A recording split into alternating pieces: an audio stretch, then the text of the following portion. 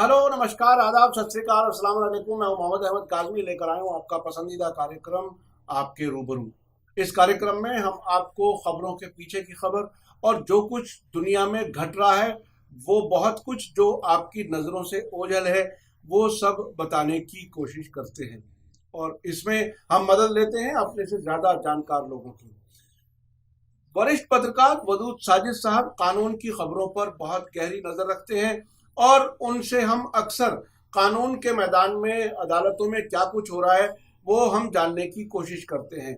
अभी हालिया दिनों में सुप्रीम कोर्ट के जज दीपक गुप्ता साहब ने रिटायर होने के बाद जो कुछ कहा था, उस पर हम आपसे पहले बहस कर चुके हैं।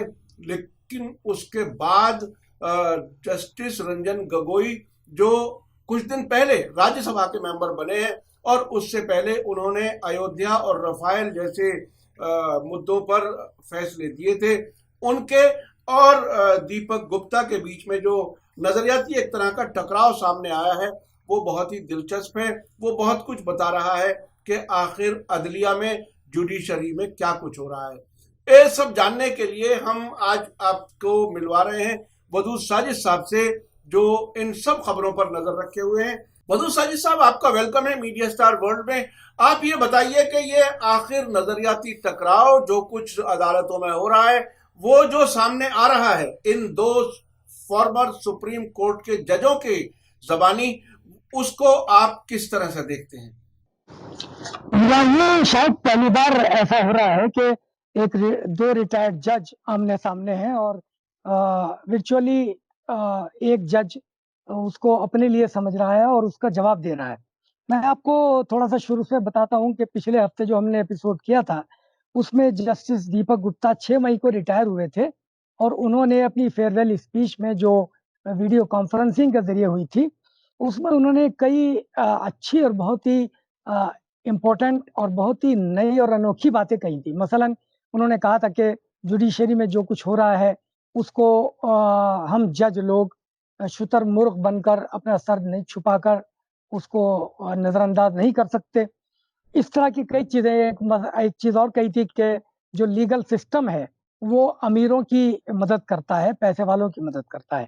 तो वो एपिसोड बहुत हमने उसमें कई चीजें कवर की थी।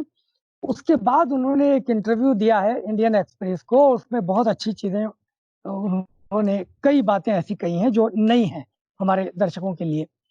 इम्पोर्टेंट ये भी है कि जस्टिस दीपक गुप्ता के इंडियन एक्सप्रेस के 8 मई के इंटरव्यू के बाद 13 मई को जस्टिस रंजन गोगोई ने कुछ ऐसी बातें कही हैं जिनको अगर आप जस्टिस दीपक गुप्ता की बातों से जोड़कर देखेंगे तो लगेगा कि जस्टिस गोगोई ने सारी चीजें अपने सर पे लेकर या दीपक गुप्ता के इल्जामात को अपने ऊपर इल्जामात समझकर उनका जवाब देने की कोशिश की है।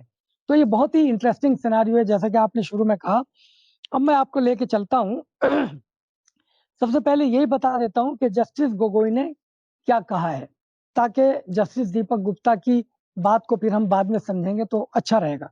जस्टिस रंजन गोगोई ने, जो चीफ जस्टिस रहे हैं इंडिया के, और अभी 9 नवंबर को अयोध्या का फैसला देने के बाद फिर वो रिटायर हुए 17 नवंबर को, उनको गवर्नमेंट ने या प्रेसिडेंट के जरिए राज्यसभा की सीट ऑफर की और जो उन्होंने फौरन एक्सेप्ट कर ली।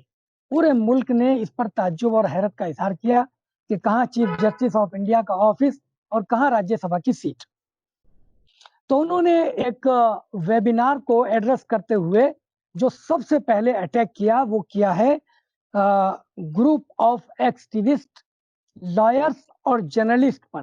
उन्होंने कहा है कि जो 3 इकाइयों का जो एक नेक्सस है, ये जो है, इसके नजदीक जज कौन होता है। वो कहते हैं कि ग्रुप ऑफ एक्टिविस्ट, लॉयर्स और जर्नलिस्ट ये मानते हैं कि जज वो होता है जो हमेशा एंटी स्टेब्लिशमेंट हो। यानी इसका ये मतलब हुआ कि जस्टिस गोगोई दूसरे शब्दों में ये कहना चाहते हैं कि जज वो होता है जो एंटी स्टेब्लिशमेंट ना हो। अच्छा, उन्होंने जजों की 3 किस्में बताई हैं कि जज जो है वो 3 टाइप के होते हैं। एक होता है जो रिटायरमेंट के फौरन बाद एक्टिविस्ट का लिबादा ओढ़ लेता है, यानी कि एक्टिविस्ट बन जाता है। यानी अब तक वो जज था, फैसले सुनाता था कानून की रोशनी में, और अब वो एक्टिविस्ट बन गया है। इससे ये पता चलता है कि जस्टिस गोगोई की नजर में एक्टिविस्ट बनना कोई गाली है, बुरी बात है, और जज को रिटायर होने के बाद एक्टिविस्ट नहीं बनना चाहिए, और एक्टिविज्म दिखाना कोई अच्छी बात नहीं है। दूसरी उन्होंने किस्म बताई कि प्रोफेशनल वर्क या आर्बिट्रेशन एक्सेप्ट कर लेते हैं जज, तो ये इस पर उन्होंने कोई बहुत ज्यादा बात नहीं की कि ये किस्म अच्छी है कि बुरी है। तीसरी किस्म जो उन्होंने बताई है वो कहा है कि ऐसे जजों की है जो रिटायर होने के बाद हुकूमत की ऑफर को एक्सेप्ट कर लेते हैं, और उन्होंने फिर यह भी कहा कि विच आई डिड, यानी कि जो मैंने किया, यानी कि हुकूमत की ऑफर कबूल की, और वो ऑफर वही है जो मैं आपको बता चुका हूँ। उन्होंने विधि सेंटर का हवाला दिया है। विधि सेंटर जो है वो लीगल फ्रेटर्निटी का एक सर्वे ऑर्गेनाइजेशन है। उसका उन्होंने हवाला दिया है कि उसके एक सर्वे में पाया गया है कि 70% रिटायर्ड जज हुकूमत की पेशकश को कबूल करते हैं। हमें नहीं मालूम कि इस सर्वे की बुनियाद क्या है, लेकिन अगर हम मोटा मोटा देखना चाहें तो हमें लगता नहीं है कि 70% जज रिटायरमेंट के बाद हुकूमत की पेशकश कबूल कर लेते हैं। मैं यहाँ एक बात और कह देना चाहता हूँ, कभी वो मिस हो जाए, कि justice Gogoi chief justice of India थे। रिटायर होने के चंद ही महीनों बाद उन्होंने राज्यसभा की ऑफर कबूल की, और उन्होंने अपने इस ऑफर को जस्टिफाई करते हुए ये कहा कि 70% जज जो हैं गवर्नमेंट की ऑफर को कबूल करते हैं। शायद उनका इशारा जस्टिस हसनैन मसूदी की तरफ हो, जो जम्मू कश्मीर हाई कोर्ट के जस्टिस थे, लेकिन उन्होंने रिटायर होने के बाद उन्हें किसी हुकूमत ने कोई ऑफर नहीं की, बल्कि उन्होंने बाकायदा एक पार्टी ज्वाइन की। तो उन्होंने इनाम नहीं लिया बल्कि स्ट्रगल किया, और लोकसभा का इलेक्शन लड़ा, जीत कर आए। ये फर्क है जस्टिस गोगोई और जस्टिस हसनैन मसूदी में। या अगर वो कहना चाहते हो कि जस्टिस रंगानाथ मिश्रा को जो है रिटायरमेंट के बाद उनको ऑफर दी गई थी, तो वो भी ऑफर नहीं थी, बल्कि रिटायरमेंट के 7 साल के बाद उन्होंने कांग्रेस बाकायदा ज्वाइन की, फिर इलेक्शन लड़ा। तो उन्होंने भी इनाम नहीं लिया बल्कि स्ट्रगल किया। तो आइए अब हम जरा आगे बढ़ते हैं। जस्टिस दीपक गुप्ता साहब ने रिटायरमेंट के बाद जो बातें कही थी वो हम आपको पहले एपिसोड में बता चुके हैं। अब उन्होंने जो इंटरव्यू दिया है उस इंटरव्यू में बहुत ही जबरदस्त बातें कही हैं। मिसाल के तौर पर उन्होंने एक बात ये कही है कि 2 जनवरी 2018 की जो जजों की प्रेस कॉन्फ्रेंस थी, ये सुनने में अपने आप में बड़ा अजीब लगता है कि जज प्रेस कॉन्फ्रेंस करें, सिटिंग जज। तो हम बता दें अपने दर्शकों को कि जनवरी 2018 में सुप्रीम कोर्ट के 4 सीनियर जजों ने एक प्रेस कॉन्फ्रेंस की, और उसमें ये कहा बहुत क्लियर शब्दों में कि जमहूरियत खतरे में है। तो अब देखिए, जमहूरियत खतरे में है जब कहा जाता है तो वो 3 ही तरफ से खतरे में हो सकती है। या तो आवाम की तरफ से कि आवाम ऐसा कोई काम कर रहे हों, या जुडिशरी की तरफ से कि जुडिशरी के फैसले ऐसे आ रहे हों, या सरकार की तरफ से कि सरकार कोई दमन की कार्रवाई कर रही हो और जमहूरियत खतरे में हो। उस समय जुडिशरी का कोई ऐसा क्लियर ऐसा कोई फैसला नहीं था, लेकिन इन चारों जजों ने यह बताया था कि चीफ जस्टिस दीपक मिश्रा जो हैं वो बेंचों की तश्कील करते समय मशवरा नहीं करते और खुद ही ये काम कर लेते हैं, यानी कि मास्टर ऑफ रोस्टर वो बने हुए हैं। और उन्होंने कोई जिक्र नहीं किया कि सरकार की तरफ से क्या खतरा है जमहूरियत को, या पब्लिक की तरफ से क्या खतरा है। तो ये अपने आप में एक बहुत अद्भुत बात थी। सिटिंग जज कभी प्रेस के सामने नहीं आते, लेकिन उन्होंने प्रेस कॉन्फ्रेंस की। तो जस्टिस दीपक गुप्ता ने इंटरव्यू देते कहा है कि ये जजों की प्रेस कॉन्फ्रेंस अपने आप में कोई गुड आइडिया नहीं थी। अच्छा, इस प्रेस कॉन्फ्रेंस में जस्टिस गोगोई खुद थे, जो बहुत सीनियर जज थे, जस्टिस चलमेश्वर थे, मदन बी लकोर थे, कुरियन जोसेफ थे। एक इंटरेस्टिंग बात मैं आपको बताना चाहता हूं कि इन 4 जजों में से ये जो 3 जज हैं, चलमेश्वर, बी लकोर, कुरियन जोसेफ, ये तीनों रिटायर हो गए और चीफ जस्टिस बने रंजन गोगोई। यानी ऐसा लगता है कि जस्टिस रंजन गोगोई ने इन तीनों को आमादा किया था कि प्रेस के सामने आए, चूंकि इन तीनों को रिटायर होना था और इनका नंबर चीफ जस्टिस के लिए नहीं आना था, और जस्टिस रंजन गोगोई ही चीफ जस्टिस अल्टीमेटली बनने थे। अब मैं आपको आगे चलता हूं कि जस्टिस रंजन गोगोई का अपना कार्यकाल भी ऐसा ही रहा।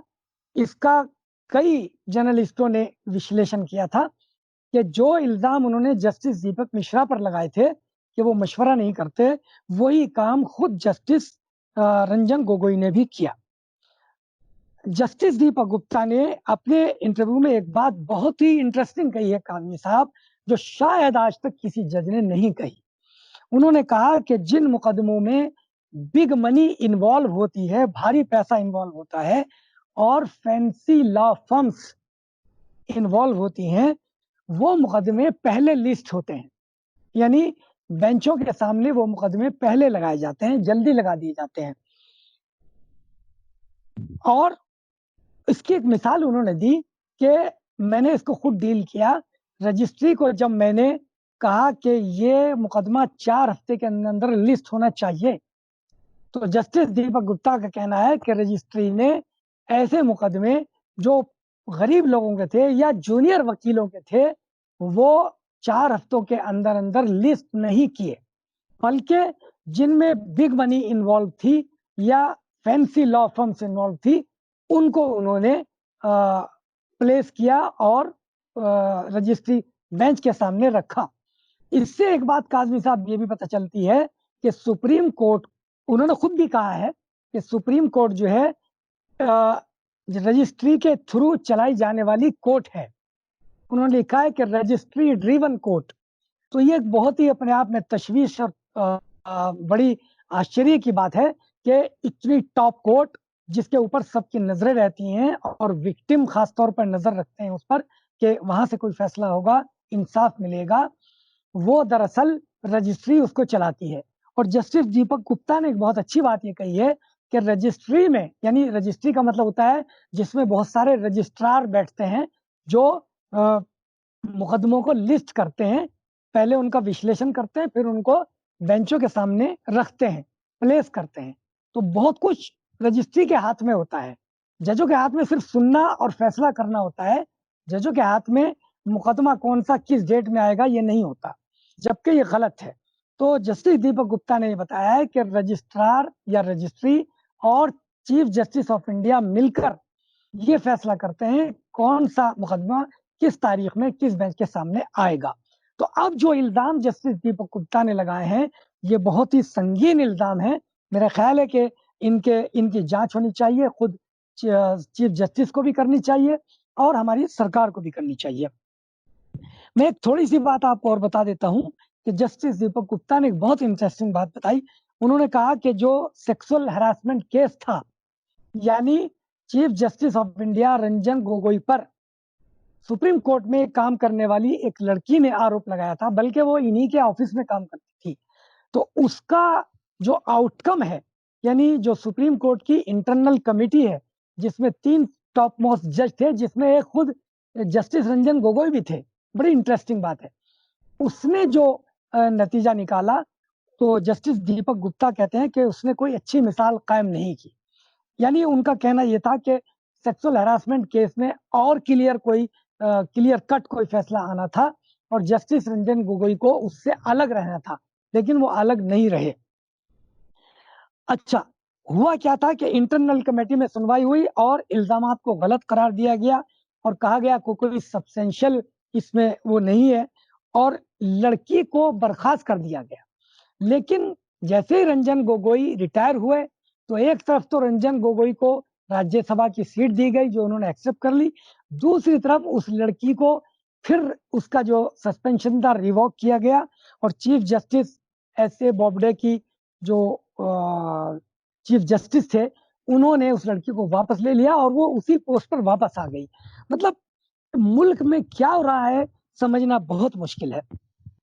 जस्टिस रंजन गोगोई ने, मैं छोटा सा बता देता हूं कि जो बहुत इंपॉर्टेंट इश्यूज फैसले किए थे वो था एक राफेल सौदा जिसमें भारी घोटाले का इल्जाम था, अपोजिशन का भी और जो एक्टिविस्ट जो लॉयर्स हैं, जिनको रंजन गोगोई एक्टिविस्ट कह रहे हैं और जिनकी तरफ उनका इशारा है कि ये कोई अच्छे लोग नहीं हैं, उन्होंने रिट दायर की थी कि इसमें भारी घोटाला हुआ है, लेकिन जस्टिस रंजन गोगोई की बेंच ने ही उसको खारिज कर दिया था और इससे सरकार को भारी राहत मिली थी और इलेक्शन आने वाला था लोकसभा का।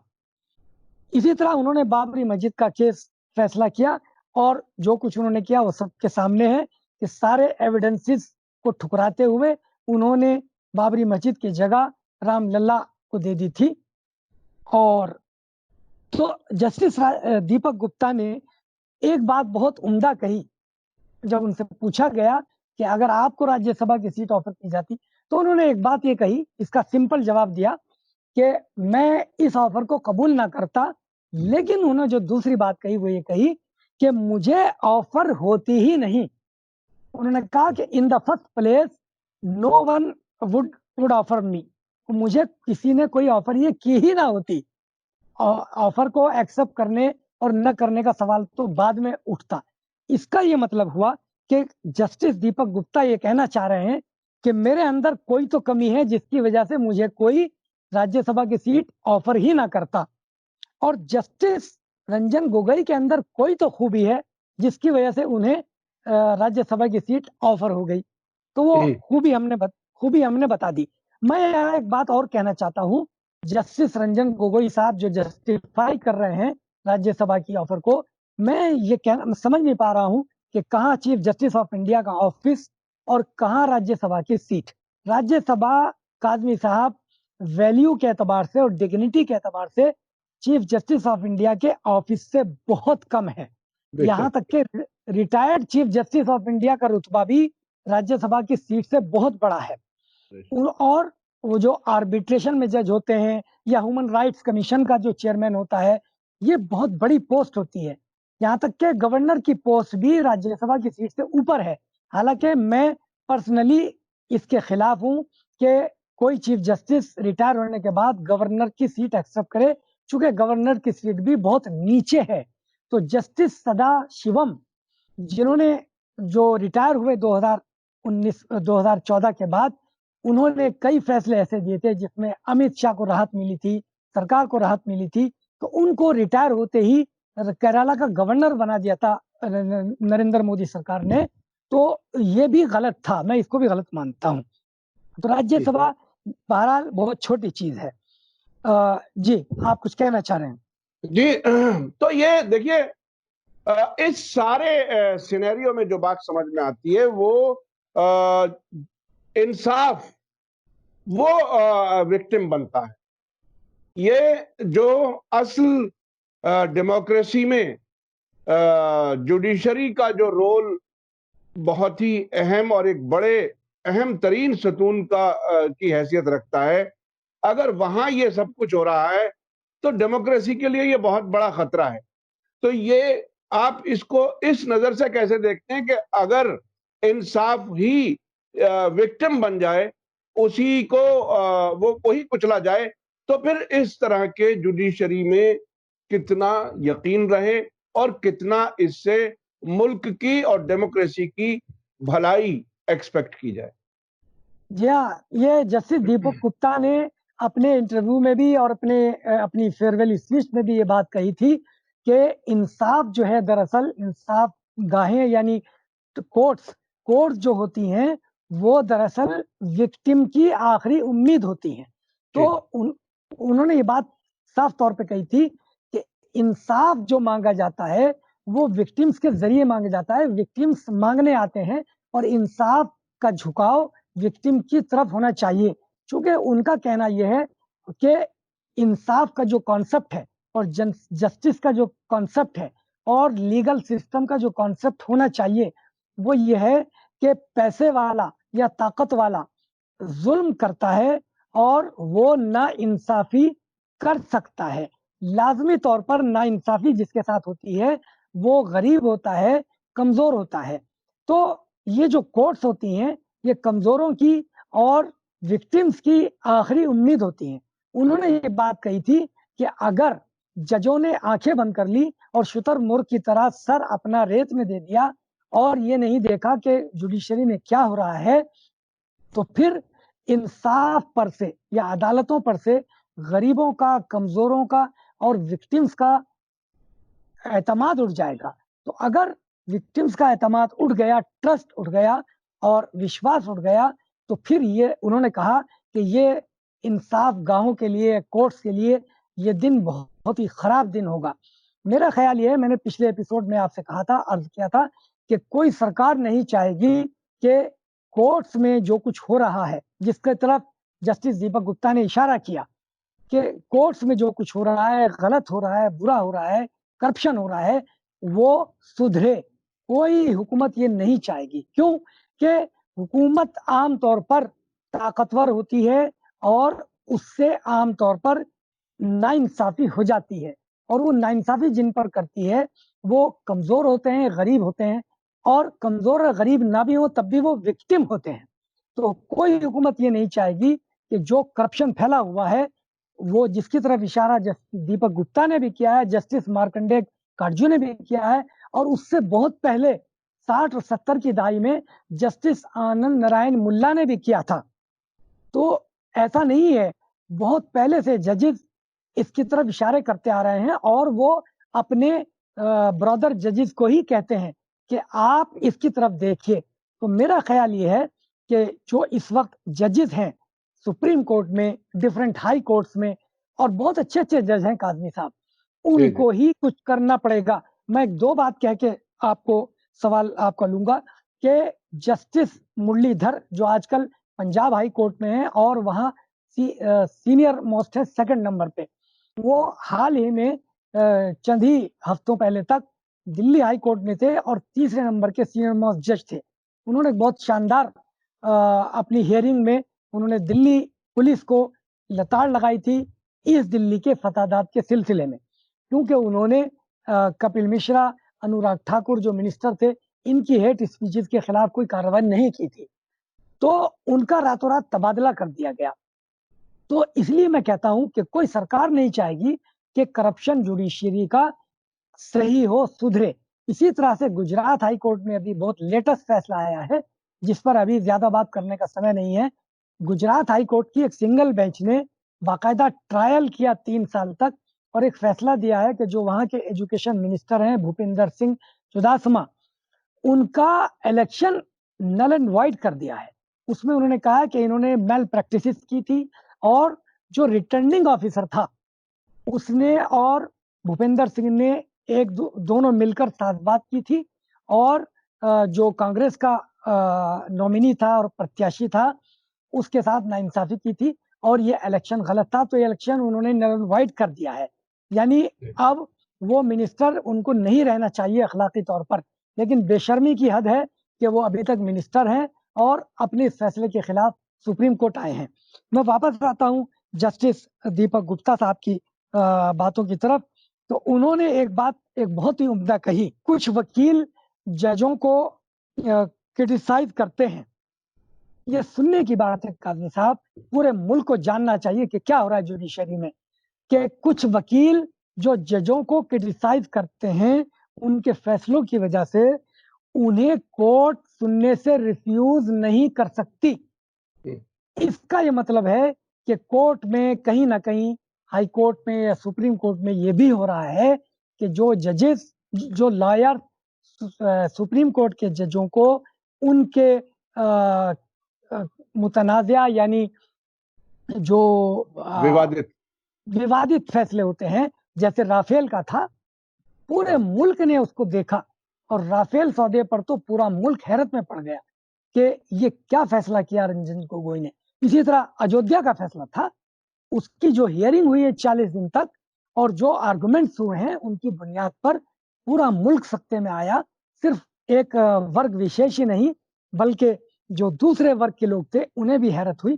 तो जस्टिस दीपक गुप्ता ने यह बात कही कि जो जजेस, जो वकील जजों को क्रिटिसाइज करते हैं, उनके विवादित फैसलों की वजह से कोर्ट उन्हें सुनने से रिफ्यूज नहीं कर सकती। इसका मतलब ये हुआ कि सुप्रीम कोर्ट में ये भी हो रहा है। अब इसको मिलकर कौन दूर कर सकता है?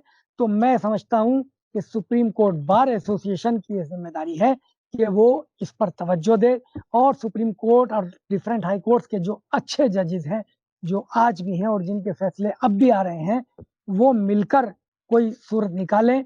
सरकार इसमें कुछ नहीं करेगी। सरकार तो अपना और कंट्रोल चाहती थी जजों पर, नेशनल जुडिशियल अपॉइंटमेंट कमीशन बनाकर, जो फॉर्चुनेटली सुप्रीम कोर्ट ने ही जिसको कलअदम करार दे दिया है। तो कुछ अच्छी बातें अभी हैं मौजूद, लेकिन सब कुछ अच्छा नहीं है। जी, बहुत बहुत शुक्रिया वदूद साजिद साहब, आपने जिस तरह से पूरी एक तरह से जुडिशरी का खाका खींचा और आपने कई ऐतिहासिक किस्म की चीजें जो अदालतों में हुई हैं अब से पहले भी और कई दहाइयों पहले तक भी आपने याद दिलाया।